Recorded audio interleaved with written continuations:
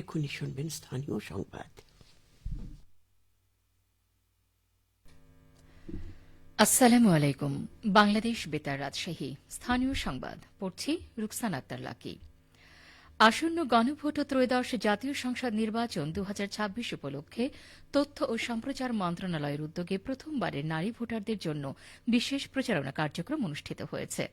আজ সকালে রাজশাহী সরকারি মহিলা কলেজের অডিটোরিয়ামে এই প্রচারণা কার্যক্রম পরিচালিত হয়।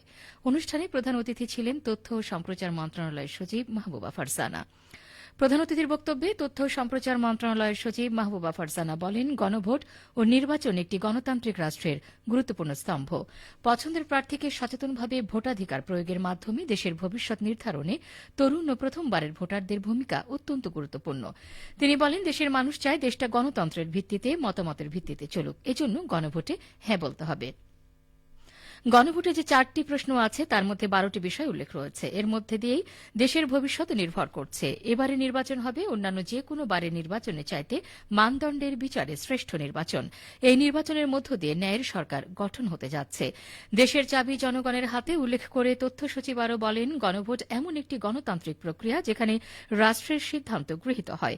শাসন ব্যবস্থার পরিবর্তনের জন্য এবারের গণভোট। ভোট দেয়া সবার নাগরিক অধিকার।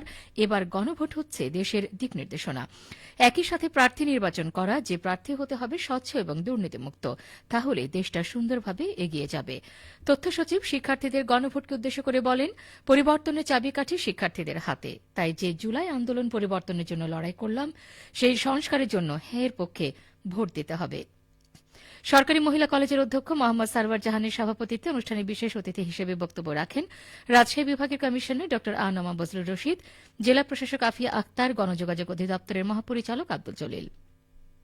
সরকারি মহিলা কলেজের অনুষ্ঠান শেষে তিনি রাজশাহী সরকারি কলেজে প্রথমবার ভোট দিচ্ছেন এমন ভোটারদের নিয়ে আয়োজিত অনুষ্ঠানে উপস্থিত হয়েছেন।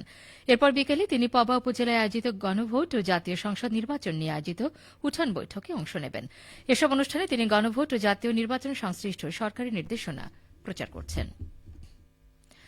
রাজশাহী প্রকৌশল ও প্রযুক্তি বিশ্ববিদ্যালয়ের শিক্ষকদের অংশগ্রহণে comprehensive proposal writing for a HEAT project শীর্ষক সেমিনার অনুষ্ঠিত হয়েছে।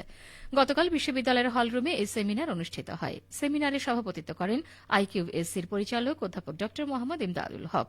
সেমিনারের গুরুত্ব তুলে ধরে বক্তব্য রাখেন গবেষণা ও সম্প্রসারণ দপ্তরের পরিচালক অধ্যাপক ড আব্দুল খালিক এবং ইন্ডাস্ট্রিয়াল অ্যান্ড প্রোডাকশনাল ইঞ্জিনিয়ারিং বিভাগের অধ্যাপক ড মোহাম্মদ মোশাররফ হোসেন।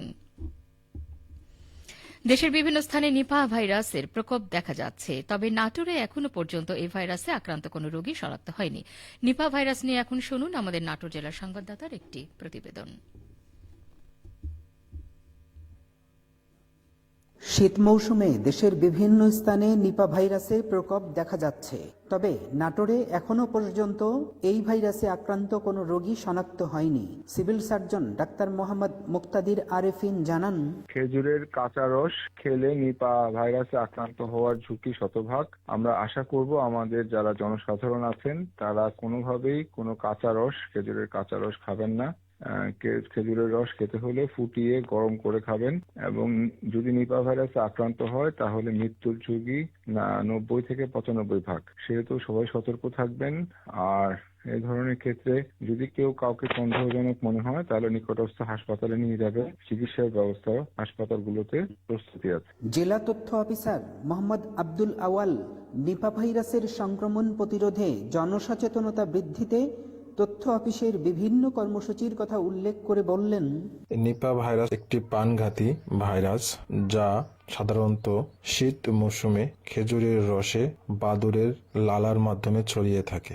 নিপা ভাইরাস সম্পর্কে সচেতন করার লক্ষ্যে জেলা তথ্য অফিস নিয়মিতভাবে সড়ক প্রচার, উঠান বৈঠক, উন্মুক্ত বৈঠক, ভিডিও কলের মাধ্যমে উন্মুক্ত বৈঠক এবং নারী সমাবেশে নাটোর জেলা তথ্য অফিস জনগণকে সচেতন করে যাচ্ছে, যাতে করে নাটোরবাসী নিপা ভাইরাসের আক্রমণ থেকে সুরক্ষা পায়। এই ভাইরাসে আক্রান্তের কার্যকর কোনো চিকিৎসা বা টিকা এখনো আবিষ্কার হয়নি, তাই সচেতনতার মাধ্যমে এই রোগ প্রতিরোধ করতে হবে। ফরাজি আহমদ রফিক বাবন, নাটোর জেলা সংবাদদাতা, বাংলাদেশ বেতার, রাজশাহী।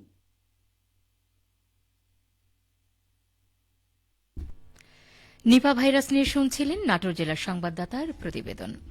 বগুড়া সদরের কৈপাড়া এলাকায় অবস্থিত অবৈধ শিশু খাদ্য প্রস্তুতকারী প্রতিষ্ঠান মদিনা ফুড প্রোডাক্টসে অভিযান চালিয়ে 50,000 টাকা জরিমানা করেছে বাংলাদেশ নিরাপদ খাদ্য কর্তৃপক্ষ। গতকাল বগুড়া জেলা প্রশাসনের সার্বিক সহযোগিতায় বাংলাদেশ নিরাপদ খাদ্য কর্তৃপক্ষের বগুড়া জেলা কার্যালয় এই অভিযান পরিচালনা করে। অভিযানকালে অস্বাস্থ্যকর ও নোংরা পরিবেশে খাদ্য প্রস্তুত সহ কারখানাটিতে পরিত্যক্ত গাদ ব্যবহার করে শিশু খাদ্য সন্দেশ তৈরির প্রমাণ পাওয়া যায়। পরে অনিরাপদ শিশু খাদ্য ও সংশ্লিষ্ট উপকরণ জব্দ করে জনসম্মুখে ধ্বংস করা হয়। অভিযানে বাংলাদেশ নিরাপদ খাদ্য কর্তৃপক্ষ, বগুড়ার জেলা কার্যালয়ের নিরাপদ খাদ্য অফিসার মোহাম্মদ রাসেল সহ অনেকেই উপস্থিত ছিলেন। সবশেষে আবহাওয়া। আজ দুপুর 12টায় রাজশাহীতে তাপমাত্রা ছিল 23 ডিগ্রি সেলসিয়াস। এ সময় বাতাসে আপেক্ষিক আর্দ্রতার পরিমাণ ছিল 41%। রাজশাহী পার্শ্ববর্তী এলাকায় আজ সূর্যাস্ত সন্ধ্যে 5টা 36 মিনিটে। সংবাদ শেষ হল। আমাদের পরবর্তী সংবাদ দুপুর 2টা 5 মিনিটে।